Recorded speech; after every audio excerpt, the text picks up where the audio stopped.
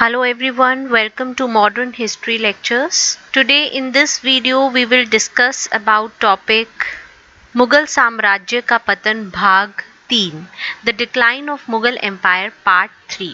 जैसे कि हमने लास्ट पार्ट में डिस्कस किया था रिगार्डिंग लेटर मुगल्स टिल फारुखसियार और उसके बाद जैसे सैयद ब्रदर्स ने दो यंग प्रिंस को एक के बाद एक गद्दी पर बिठाया, रफीउद्दराजत रफीउद्दौला, यहाँ तक के लेटर मुगल्स को हमने कवर किया था। इस पार्ट में हम नेक्स्ट मुगल एम्परर जो अगला मुगल सम्राट बना जिसे सैयद ब्रदर्स ने गद्दी पर बिठाया, मोहम्मद शाह से डिस्कस करेंगे। सैयद ब्रदर्स के बारे में हमने देखा था कि सैयद बंधु एक समय आया था जब इनका इन्फ्लुएंस जो ओवरऑल मुगल दरबार में बहुत ज्यादा बढ़ गया था और उस दौर में उस समय में इन ब्रदर्स को कहा जाता था किंग मेकर्स, जो मुगल सम्राट को गद्दी पर बिठाते थे। और ऐसे ही इन्होंने अगले मुगल सम्राट जिसे गद्दी पर बिठाया वो था मोहम्मद शाह। मोहम्मद शाह का अगर हम रूल टाइम देखें तो वो है सितंबर 1719 से लेके अप्रैल 1748, तकरीबन 30 साल का ये पूरा रूल टाइम था जब मोहम्मद शाह ने राज किया। और ये काफी लंबा टाइम था क्योंकि इससे पहले जितने भी सम्राट बन रहे थे जैसे फारुखसियार हो गया, बहादुर शाह हो गया, जहांगीर शाह, ये बहुत ही छोटे टाइम के लिए, वेरी शॉर्ट टाइम के लिए मुगल सम्राट बन रहे थे। तो इसीलिए एक होप थी उस टाइम पे कि इतनी जल्दी चेंज ना आके एक स्टेबल किंग जो है ये मुगल साम्राज्य को मिल रहा है, एक स्टेबल सम्राट मिल रहा है। क्योंकि उस टाइम पे कहीं ना कहीं मुगल साम्राज्य का एक पॉलिटिकल डोमिनेंस था, लेकिन वैसा नहीं था जैसे कि औरंगजेब के पहले के समय में था। अभी भी मुगल आर्मी इंटैक्ट थी, अच्छी खासी मुगल आर्मी थी, आर्टिलरी अच्छी खासी थी, बट जो ओवरऑल एडमिनिस्ट्रेशन था नॉर्दर्न इंडिया में वो कहीं ना कहीं उस लेवल का नहीं था जो पहले हुआ करता था, वो डिटीरियोरेट हो गया था। बट फिर भी अभी भी वो बिल्कुल खत्म नहीं हुआ था। कहीं ना कहीं ये होप थी कि अगर कोई ऐसा सम्राट आता है जो संभाल ले अभी भी राज्य को, तो मुगल साम्राज्य फिर से अपने उसी ग्लोरी में, अपने उसी चमक में आ जाएगा। मराठा सरदार्स का इन्फ्लुएंस बढ़ रहा था लेकिन अभी भी वो साउथ में ही थे। वहीं राजपूत जो थे वो अभी भी मुगल अथॉरिटी को मानते थे और सिचुएशन इतनी नहीं बिगड़ी थी कि अगर कोई ऐसा सम्राट आता जो अपने टैक्ट से, अपने कैपेबिलिटी से, अपने एडमिनिस्ट्रेटिव टैक्ट से मुगल साम्राज्य को संभाल लेता अपने नोबल से, तो मुगल साम्राज्य का पतन रुक सकता था। और मोहम्मद शाह से यही होप थी, एक उम्मीद थी। एक लंबे समय के लिए मोहम्मद शाह ने राज किया 1719 से लेके 1748 तक। बट मोहम्मद शाह उस टाइम के लिए, उस टाइम फेस के लिए एक एप्ट राजा नहीं था, एक सही सम्राट नहीं साबित हुआ, क्योंकि उसमें ऐसी कोई भी बात नहीं थी जो एक मुगल सम्राट में उस वक्त के होनी जरूरी थी। मोहम्मद शाह कौन था? Mohammad Shah was the grandson of Bahadur Shah one. Bahadur Shah one कौन था? मुअज्जम, जो कि औरंगजेब के बाद मुगल सम्राट बना था। And Mohammad Shah was the son of Jahan Shah. So he was the grandson of Bahadur Shah one and बेटा किसका था? जहां शाह का। मोहम्मद शाह जब मुगल सम्राट बना तो उसकी उम्र 18 ईयर्स की थी, 18 साल की थी। एंड वो मुगल सम्राट बना था with the aid of Sayyid brothers. Sayyid brothers जो कि उस टाइम पे किंग मेकर्स के नाम से जाने जा रहे थे, और जो भी वो मुगल सम्राट बना रहे थे एक के बाद एक, वो उन्हें क्यों बना रहे थे? ताकि वो एक तरह से उनके हाथों में पपेट बने रहें और ये जो सैयद ब्रदर्स हैं ये रियल एडमिनिस्ट्रेटिव रूलर बने रहें, क्योंकि इनका इन्फ्लुएंस मुगल दरबार में बहुत ज्यादा था उस वक्त में। हमने पहले भी डिस्कस किया था कि सैयद ब्रदर्स जो हैं, जैसे कि गुट होते थे मुगल दरबार में, कुछ गुट होते थे हिंदुस्तानी ग्रुप के, कुछ तुरानी ग्रुप के, कुछ ईरानी ग्रुप के, कुछ अफगानी ग्रुप के। तो सैयद ब्रदर्स कौन से गुट के थे? सैयद ब्रदर बिलोंग करते थे हिंदुस्तानी ग्रुप को। तो अगर एक इन्फ्लुएंस बढ़ रहा है किसी एक ग्रुप का तो इट इज ऑब्वियस, ये जाहिर है कि जो दूसरा ग्रुप होगा तुरानी ईरानी, उसके मन में कहीं ना कहीं उस पर्टिकुलर ग्रुप जिसका इन्फ्लुएंस बढ़ रहा है, जैसे कि यहाँ सैयद ब्रदर्स हिंदुस्तानी ग्रुप का बढ़ रहा है, तो उनके मन में उस ग्रुप के अगेंस्ट तो मोहम्मद शाह 18 साल की उम्र में मुगल सम्राट बने with the help of Sayyid brothers. जैसे कि सैयद ब्रदर्स जिनको भी मुगल सम्राट बना रहे थे, उनका उद्देश्य जो मेन एम यही था कि वो पपेट बने रहे। द सेम मोहम्मद शाह भी पूरे 1 साल के लिए, जैसे ही वो मुगल सम्राट बना, पूरे 1 साल के लिए सैयद ब्रदर्स के हाथों पपेट ही बना रहा। बट जैसे कि हमने अभी बताया कि एक ग्रुप का अगर इन्फ्लुएंस बढ़ रहा है, दूसरे ग्रुप में कहीं ना कहीं जेलसी पैदा हो जाती है। सो इसी वजह से एक तो जेलेसी, दूसरा जब मोहम्मद शाह सम्राट बना वो नहीं चाहता था पपेट बना रहे। इसी रीजन की वजह से सैयद ब्रदर्स का मर्डर हुआ। एक कॉन्स्पिरेसी जो है उनके अगेंस्ट, षड्यंत्र में दोनों का ही मर्डर हो गया, दोनों का ही कत्ल कर दिया गया, दोनों ब्रदर्स का। और उसके बाद किसका इन्फ्लुएंस बढ़ा? Nizamul Mulk. He became powerful and he was appointed as the wazir of Mohammad Shah, Nizamul Mulk and Sayyid brothers during the time of Mohammad Shah, इनका क्या रोल रहा ये हम आगे इसी वीडियो में पढ़ेंगे। मोहम्मद शाह की अगर हम कैरेक्टरिस्टिक्स, एक पर्टिकुलर पर्सनालिटी की बात करें, तो जैसे कि रिक्वायर्ड था कि एक ऐसा सम्राट चाहिए जो राज्य को संभाल ले, जो साम्राज्य को संभाल ले, वैसा पर्सन, वैसा सम्राट मोहम्मद शाह नहीं था। उसमें कोई कैपेबिलिटी नहीं थी, कोई क्वालिटीज नहीं थी। He was incapable. वो डरपोक था, कॉवर्ड था, प्लेजर लवर था, ईज लविंग पर्सन था, और आम जनता में कहीं ना कहीं उसे मोहम्मद शाह रंगीला के नाम से जाना गया। किस वजह से? क्योंकि उसकी जीवन शैली को देखते हुए। अब मोहम्मद शाह रंगीला क्यों कहा गया? बिकॉज उसे सिर्फ प्लेजर लविंग, इससे मतलब था उसे स्टेट के अफेयर से, कि दरबार कैसे चल रहा है, साम्राज्य कैसे संभल रहा है, उससे कोई मतलब नहीं था। जैसे ही सैयद ब्रदर्स का मर्डर करवाया गया षड्यंत्र के अकॉर्डिंग, वैसे ही उसने अपना वजीर बनाया काफी एबल पर्सन को, निजामुल मुल्क, और पूरा सपोर्ट जो दे दिया निजामुल मुल्क को कि वो जिस तरह से स्टेट के अफेयर्स को संभालना चाहता है, साम्राज्य को संभालना चाहता है, वो संभाल सकता है। क्योंकि मोहम्मद शाह बिल्कुल भी ध्यान नहीं देता था एडमिनिस्ट्रेशन पे। वो हर वक्त करप्ट और जो उसकी तारीफ करे, जो वर्थलेस फ्लैटरर्स है, उन्हीं के ग्रुप में घिरा रहता था, अपनी झूठी तारीफें करवा के ही खुश रहता था। और यही नहीं, उस टाइम पे करप्शन इतना बढ़ गया है कि जो उसके फेवरेट कोर्टियर्स होते थे, दरबारी होते थे, वो जो भी ब्राइब्स लेते थे उसमें भी वो हिस्सेदार बनता था। तो मोहम्मद शाह के टाइम पे बहुत ज्यादा करप्शन बढ़ गया। जैसे कि जब शुरुआत हुई थी मोहम्मद शाह के रूल की, उस टाइम तक मराठा साउथ में ही, दक्कन एरिया में ही सीमित थे, दक्कन एरिया में ही सीमित थे। बट मोहम्मद शाह ने बिल्कुल भी ध्यान नहीं दिया स्टेट अफेयर्स में। तो under the leadership of Bajirao one की लीडरशिप के अंडर मराठास ने क्रॉस कर लिया दक्कन की एक सीमित लिमिट को, और वो दिल्ली तक पहुंच गए। मोहम्मद शाह के टाइम पे मराठास दिल्ली तक पहुंच गए। They reach till Delhi. तो यहाँ पे आप देख सकते हो कि मराठास का इन्फ्लुएंस काफी बढ़ गया था during the rule of Mohammad Shah. And इसी रूल में कई सारे ऑटोनमस स्टेट्स बने, यानी कि साम्राज्य का विभाजित जैसे हो गया। जो मुगल अथॉरिटी को मानते तो थे, लेकिन धीरे धीरे उन्होंने एक अपनी स्टेट बना ली। और उनमें से एक सब है, जैसे कि बंगाल मुर्शीद कुली खान के अंडर, अवध सादत खान के अंडर, हैदराबाद निजामुल मुल्क के अंडर, भरतपुर मथुरा बदन सिंह के अंडर, गंगा यमुना दोआब रोहिला का वहाँ पे रूल हुआ, फर्रुखाबाद बंगेश नवाब।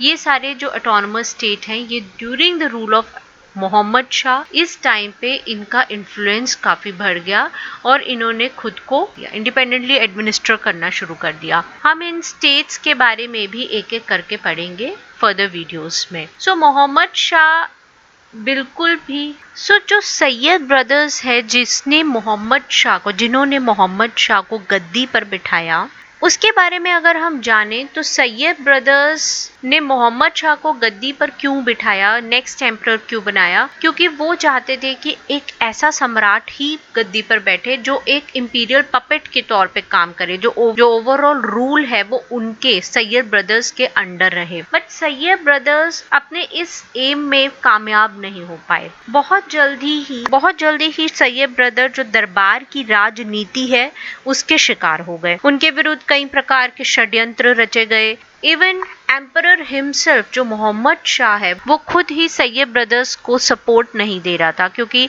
जैसे कि ग्रुप में और भी गुट थे। जो मोहम्मद शाह की तारीफ कर देता था मोहम्मद शाह उसी के साथ हो जाता, because Mohammad Shah was under the influence of his flatterers. So इसी वजह से मोहम्मद शाह खुद जो है वो षड्यंत्र रचने लगा अगेंस्ट सैयद ब्रदर्स। और इस षड्यंत्र में जो मेन पर्सन था, जो प्रमुख था, वो था चिन कुलिच खान, जिसे हम निजाम उल मुल्क नाम से भी जानते हैं। ही established the state of Hyderabad. हम डिटेल में पढ़ेंगे regarding Nizamul Mulk later. He was the main person against Sayyid brothers. इसके अलावा जो लोग थे जिसने षड्यंत्र में साथ दिया वो थे सदत खान जिसने अवध को इस्टेब्लिश किया, देन हैदर खान, इत्मादुद्दौला एंड राजा खुद ही, किंग हिमसेल्फ, जो सम्राट खुद he was prominent in conspiring against the Syed brothers. Sayyid brothers के अगेंस्ट जो भी षड्यंत्र रचे गए ये लोग उनमें प्रमुख थे, मेन थे, प्रोमिनेंट थे। और जो षड्यंत्र रचा गया उसके अकॉर्डिंग हैदर खान ने हुसैन अली को छुरी मार के उसकी हत्या कर दी और इस प्रकार एक भाई की, एक बंधु की, एक सैयद ब्रदर की मृत्यु हो गई। अब जब एक बंधु की मृत्यु हो गई, एक ब्रदर की मृत्यु हो गई, अपने भाई की मृत्यु का बदला लेने के लिए, to take the revenge of his brothers death, Abdullah Khan ने ऑर्गेनाइज की एक बहुत बड़ी आर्मी। लेकिन जैसे कि ये वक्त सैयद ब्रदर्स का नहीं था, 1720 तक का वक्त सैयद ब्रदर्स का था। सैयद ब्रदर्स का इन्फ्लुएंस जो दरबार में रहा वो 1707 से लेके 1720 तक रहा, लेकिन 1720 के बाद सैयद ब्रदर्स का भी पतन हो गया। तो इस तरह से अपने भाई की मृत्यु का बदला लेने के लिए अब्दुल्ला खान ने एक बड़ी आर्मी तो ऑर्गेनाइज की, लेकिन वो भी हार गया नवंबर 1720 में नियर हसनपुर, और उसको पकड़ लिया गया, कैदी बना लिया गया और he was poison to death after 2 year. 2 साल के बाद अब्दुल्ला खान की भी मृत्यु हो गई। अभी तक तो फिर भी साम्राज्य संभला हुआ था कहीं ना कहीं किसी हद तक, परंतु सैयद ब्रदर्स की मृत्यु के बाद, सैयद ब्रदर्स के पतन के बाद मुगल दरबार का भी पतन बहुत शीघ्रता से होना शुरू हो गया।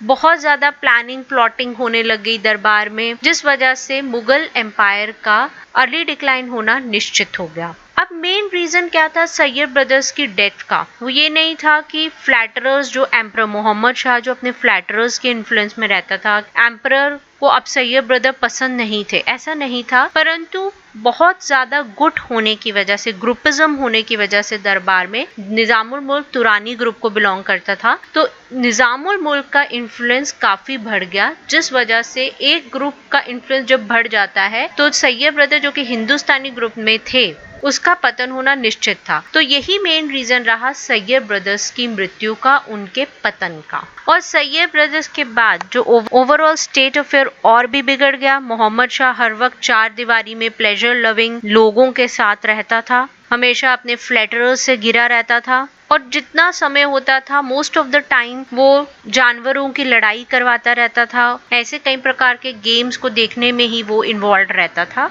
और एडमिनिस्ट्रेशन की तरफ बिल्कुल भी ध्यान नहीं देता था, जिस वजह से मोहम्मद शाह को मोहम्मद शाह रंगीला कहा गया।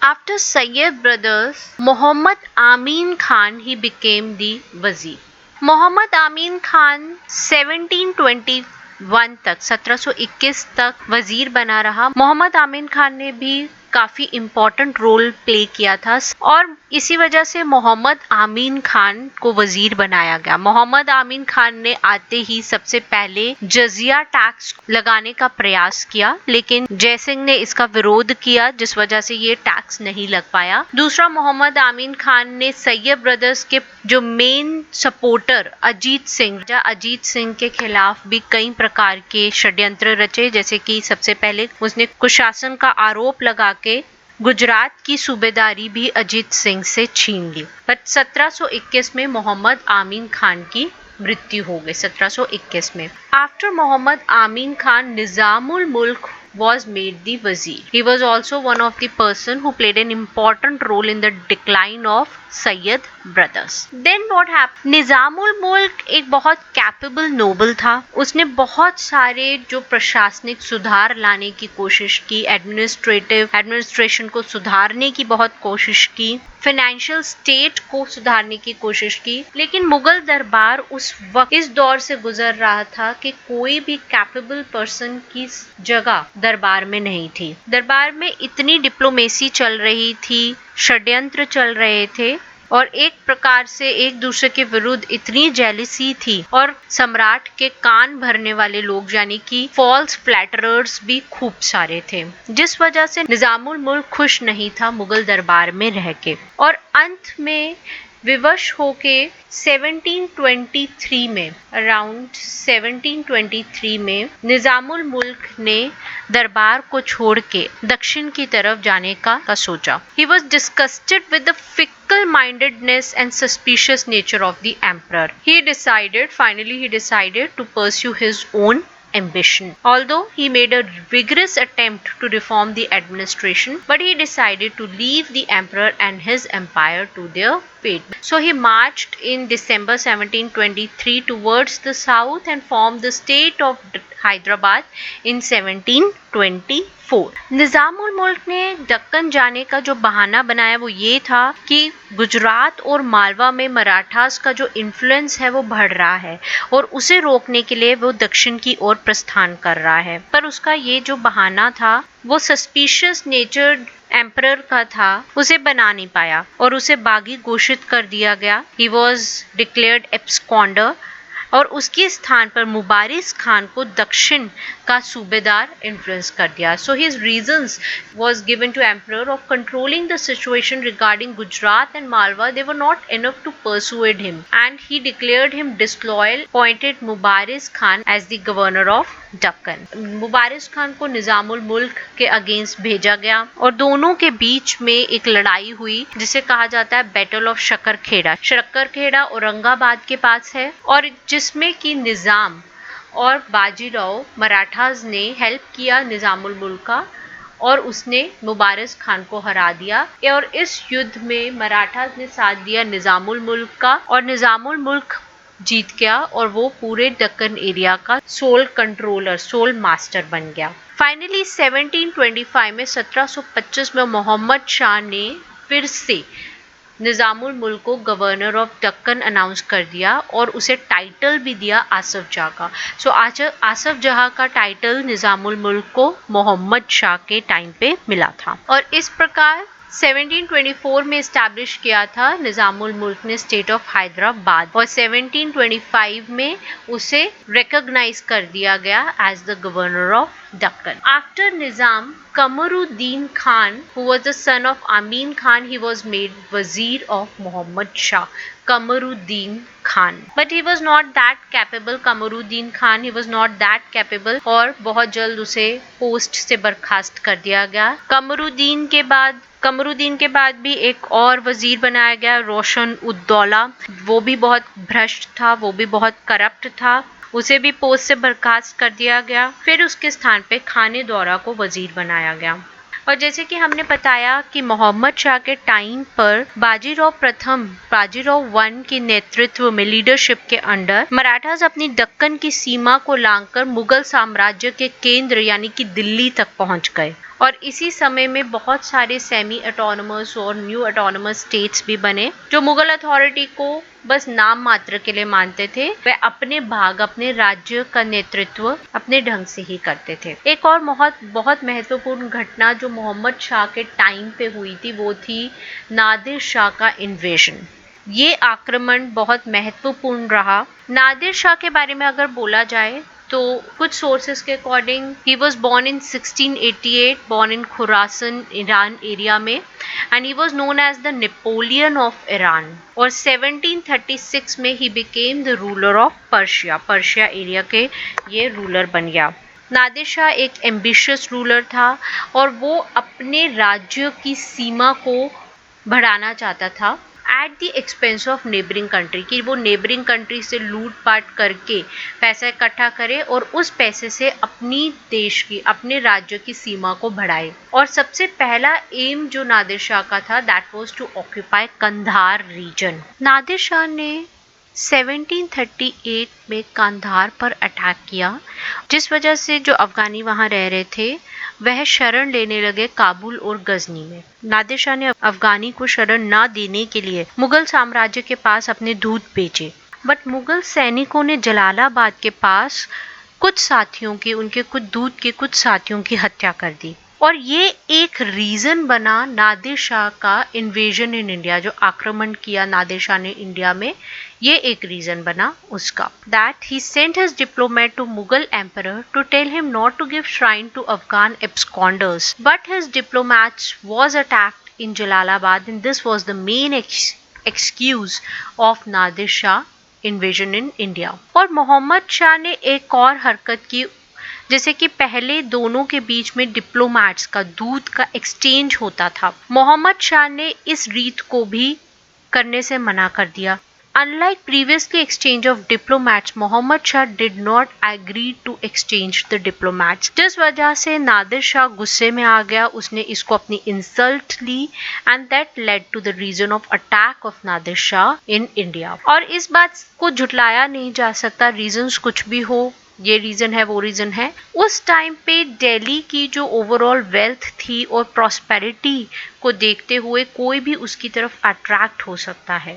सो he was also attracted towards the prosperity and wealth in Delhi, जो कि हम आगे पढ़ेंगे, जिसमें Saadat Khan who was the founder of Awadh state also played an important role in this. अगर हम नादिर शाह का ओवरऑल प्लान देखें तो जून 1738 में भारत के इन्वेजन के लिए सबसे पहला स्टेप जो नादिर शाह ने यूज किया वो था कांधार का, और उसके बाद उसने ऑक्यूपाई किया गजनी, और फिर लेटर किसको ऑक्यूपाई किया, काबुल को, और फिर इंडस रिवर को क्रॉस किया at the region of Attock, वहां पे क्रॉस करते हुए उसने लाहौर को भी ऑक्यूपाई किया। और जैसे कि नादिर शाह एक उदार स्वामी के रूप में जाना जाता था, तो जब जैसे जिस रीजन्स को वो ऑक्यूपाई कर रहा था तो वहाँ के जो रूलर्स और गवर्नर्स थे वो अपने हथियार डाल रहे थे, और इसी वजह से वो सबको क्षमा करता गया। जैसे कि काबुल के शासक ने भी बिना प्रतिरोध नादिर शाह के सामने आत्मसमर्पण कर दिया था, तो नादिर शाह ने उसको भी क्षमा कर दिया। और इसी प्रकार जब वो लाहौर पहुंचा तो वहाँ के गवर्नर ने भी अपने हथियार डाल दिए और 20 लाख रुपए और कुछ हाथी दे के लाहौर की जनता की रक्षा। लाहौर के बाद 16 फेब 1739 को नादिर शाह सरहिंद पहुंचा, अंबाला के पास, देन अजीजाबाद, करनाल, और उसने तैयारी की टू मार्च टुवर्ड्स दिल्ली। अब यहाँ पे नादिर शाह को रोकने के लिए कि वो दिल्ली तक ना पहुंचे, मोहम्मद शाह ने कुछ प्रयास किए। उसने अपनी एक आर्मी भेजी under the leadership of Nizamul मुल्क, कमरुद्दीन एंड खाने दौरान, कि वो नादिर शाह को रोक सके। सदत खान ने भी इस आर्मी को ज्वाइन करा, और इस आर्मी, जो मुगल आर्मी और नादिर शाह के बीच में जो बैटल हुई उसको कहा जाता है the very important battle and famous battle, the battle of Karnal, जो 29 फेब 1739 इसकी डेट बोली गई है। कुछ सोर्सेस में the date is not important, ये डेट कुछ सोर्सेस में कुछ दी जाती है, कुछ में कुछ, तो it is not important, but 1739 the year is 1739, this is important, the battle of Karnal. आज के दौर में करनाल हरियाणा स्टेट में आता है, और दोनों आर्मीज जो मुगल और नादिर शाह की ये करनाल के पास लड़ी, और ये बैटल जो है ये सिर्फ 3 घंटे के लिए ही हो पाई, बिकॉज मुगल आर्मी जो है ये इतनी कमजोर निकली कि वो 3 घंटे से ज्यादा नादिर शाह की आर्मी के सामने टिक ही नहीं पाई। और इसी युद्ध में खाने दौरान की मृत्यु हो गई, सदत खान को भी कैद कर लिया गया और फिर निजामुल मुल्क ने शांति दूत के तौर पे, पीस कीपर के तौर पे इस बैटल में एक महत्वपूर्ण रोल प्ले किया। निजामुल मुल्क ने बहुत ही समझदारी से नादिर शाह को 50 लाख रुपए भेंट देने के बाद वापस जाने के लिए मना लिया था। और इस सूझबूझ और समझदारी के लिए एम्परर ने, मोहम्मद शाह ने निजामुल मुल्क से खुश होकर उसे मीर बख्शी के पोस्ट पे अपॉइंट किया। मीर बख्शी के बारे में हमने पहले भी बात की थी। इज लाइक इंटेलिजेंस गैदरर जो होता है, जो आर्मी के कमांड में होता है, ये सब कुछ देखता है, अपॉइंटमेंट्स एंड क्या चाहिए आर्मी में। सो इस इम्पोर्टेंट पोस्ट के लिए एम्परर ने निजामुल मुल्क को अपॉइंट किया, क्योंकि पहले मीर बख्शी कौन था? खाने दौरान, बट खाने दौरान की मृत्यु हो गई थी बैटल ऑफ करनाल में, सो ये पोस्ट वैकेंट थी। इसी वजह से सदत खान के मन में निजामुल मुल्क को लेके जेलसी पैदा हुई। सदत खान ने क्या किया? सदत खान जो कि नवाब ऑफ अवध था, उसने सजेशन दिया नादिर शाह को कि उसे 20 करोड़ मिलेंगे अगर वो रॉयल ट्रेजरी को लूट लेता है। He plunders the royal treasury, क्योंकि सदत खान was against निजामुल मुल्क and he was jealous of Nizam's conferment of Mir Bakhshi post, कि निजामुल मुल्क को मीर बख्शी बना दिया गया। इसी रीजन की वजह से सदत खान ने नादिर शाह के साथ मिलके ये षड्यंत्र रचा। नादिर शाह ने एक्सेप्ट कर लिया सदत खान के सजेशन को and he led towards Delhi. Nadir Shah 1739 Delhi में पहुंचा और वो दीवाने खास के पास एक महल में रहा जहां शाहजहां रहा करता था, और उसने खुतबा भी पढ़ा, एम्बलम ऑफ सॉवरेनिटी, और अपने नाम से सिक्के भी निकाले। पर दिल्ली पहुंचने के 2 दिन बाद ही एक अफवाह फैल गई कि नादिर शाह की मृत्यु हो गई है, और जिसकी वजह से शहर में, पूरे सिटी में, पूरे दिल्ली रीजन में एक विद्रोह फैल गया और नादिर शाह के कुछ सोल्जर्स की हत्या लोगों ने कर दी, जिस वजह से नादिर शाह ने रोष में आके कत्ले आम का आदेश दे दिया। ही ऑर्डर्ड मासैकर, और कोई 30,000 लोगों को मार दिया गया। और अंत में on the pretext of emperor Mohammad Shah के बहुत रिक्वेस्ट करने पे कत्ले आम को रोका गया। और नादिर शाह जितने समय तक दिल्ली में रहा उसने प्लंडर किया, दिल्ली को लूटा। उसने सदत खान से 20 करोड़ की भी मांग की, जिसका प्रॉमिस सदत खान ने किया था, पर अपनी शर्त पूरी ना करने की वजह से सदत खान ने अल्टीमेटली सुसाइड कमिट कर लिया, उसने खुद को मार दिया। और जो सक्सेसर ऑफ सदत खान बना यानी सफदर जंग ने फिर 2 करोड़ रुपए नादिर शाह को दिए। जहां 20 करोड़ मांगे थे तो 2 करोड़ सफदर जंग को नादिर शाह को देने पड़े।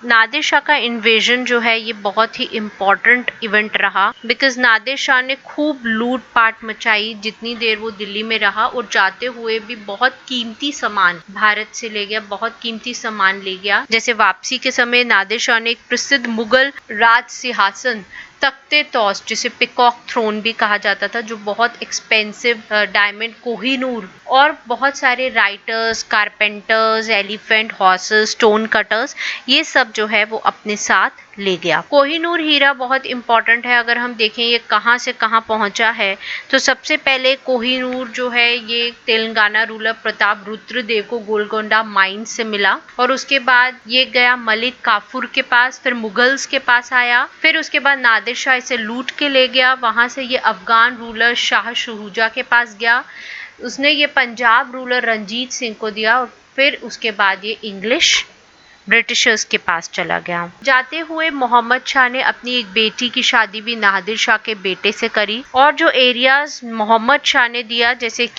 कि वेस्टर्न प्रोविंसेस ऑफ कश्मीर और सिंध हो गया,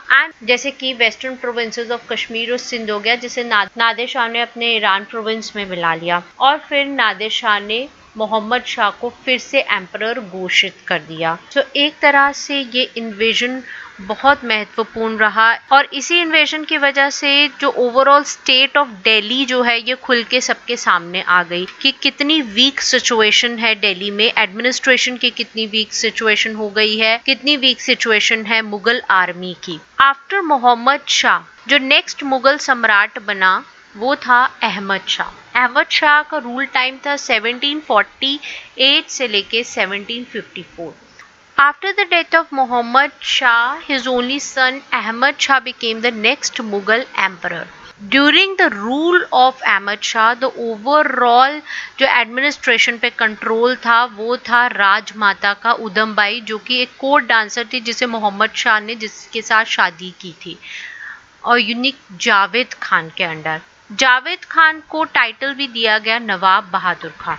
उदमबाई का अगर हम रैंक देखें, अगर पोस्ट देखें तो 5000 सवार थे, तो इससे पता चलता है कि कितना इन्फ्लुएंशियल उदमबाई थी उस टाइम पे। Man Khan was Udhambai's brother, he had a mansab of 6000। तो आप देख सकते हैं कि रिश्तेदारों ही प्रमोट किया जा रहा था, जो कैपेबल पर्सन है वो कहीं नजर ही नहीं आ रहे थे। जो ओवरऑल स्टेट अफेयर होता था वो राजमाता उदमबाई के सम्मुख आता था, और उसी के ऑर्डर से जो ओवरऑल स्टेट ऑफ अफेयर जो है वो उदमबाई देख रही थी, जो इतनी कैपेबल नहीं थी। और अहमद शाह ने अपने ही टाइम पे इतने फुलिश एक्ट्स किए, जैसे कि उसने 2.5 ईयर के अपने बेटे महमूद को गवर्नर ऑफ पंजाब बना दिया और 1 ईयर ओल्ड चाइल्ड को उसका डिप्यूटी बना दिया। और इसी तरह उसने तालक सैयद, जो कि एक छोटा लड़का था, एक स्मॉल बॉय था, उसे गवर्नर ऑफ कश्मीर बना दिया और 15 ईयर्स ओल्ड का उसे डिप्यूटी बना दिया। तो इससे पता चलता है कि ये जो लेटर मुगल्स थे ये कितने सीरियस थे एडमिनिस्ट्रेशन को लेके।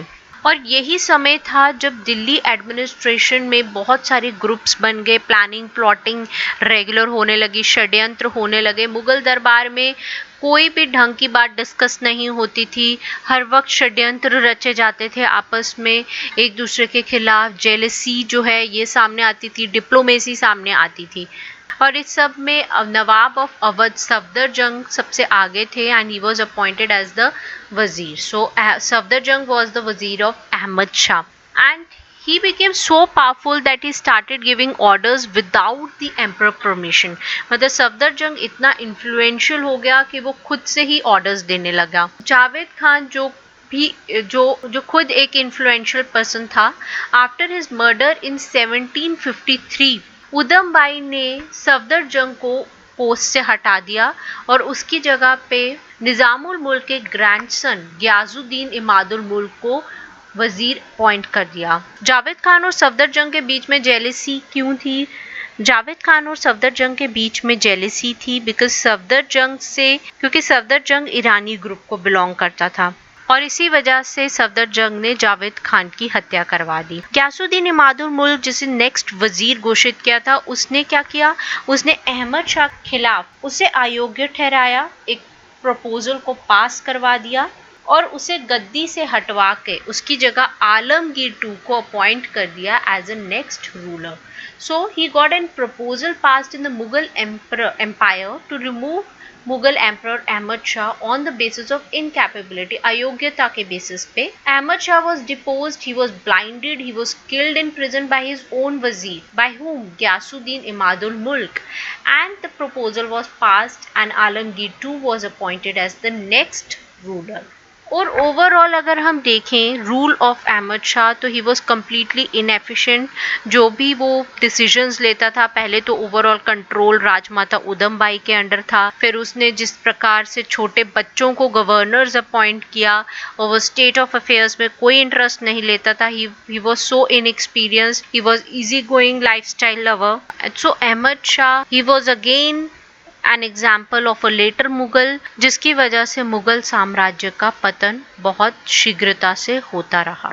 और इसी वक्त पे अहमद शाह अब्दाली के इन्वेजन्स भी बढ़ते गए। अहमद शाह अब्दाली कौन था? अहमद शाह दुर्रानी के नाम से जाना जाता था। Ahmad Shah Abdali, he was the founder of Durrani empire, और जो मॉडर्न स्टेट अफगानिस्तान है उसके फाउंडर के रूप में अहमद शाह अब्दाली को जाना जाता है। जब नादिर शाह की मृत्यु हो गई, after the murder of Nadir Shah in 1747, Ahmad Shah Abdali जो है ये इंडिपेंडेंट रूलर बन गया कंधार रीजन का, और बहुत ही जल्द उसने काबुल को अपने कब्जे में ले लिया और उसने जो मॉडर्न स्टेट जो अफगानिस्तान, जो आज का अफगानिस्तान है, उस किंगडम को इस्टेब्लिश किया। अहमद शाह अब्दाली इंपॉर्टेंट क्यों है, हम उसके बारे में क्यों पढ़े, उसका रीजन ये है कि he invaded India around 7 times. The number ऐसे है कि कुछ ओवरऑल अराउंड 7 टाइम्स, 7 बार, फ्रॉम 1748 टू 1767। बाद में कुछ इन्वेजन्स पंजाब रीजन में ही हुए थे। So around 7 times he invaded between 1748 to 1767।